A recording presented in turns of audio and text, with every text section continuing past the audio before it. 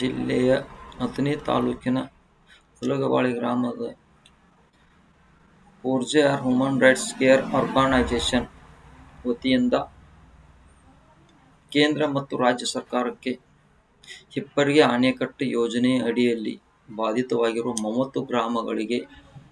2006ರ ಪ್ರಕಾರ ಆದೇಶ ನೀಡಿರುವ 2026ರ ಪ್ರಕಾರ ಮರು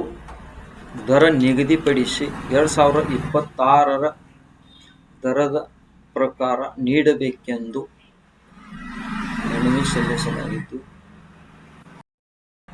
ಹಿಪ್ಪರಗಿ ಅಣೆಕಟ್ಟು ಯೋಜನೆ ಅಡಿಯಲ್ಲಿ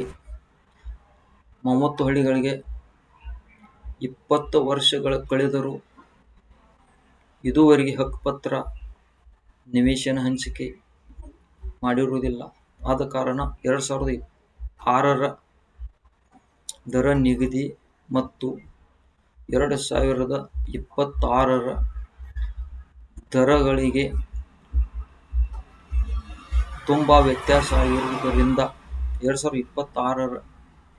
ಮಾರುಕಟ್ಟೆ ದರ ಪ್ರಕಾರ ದರವನ್ನು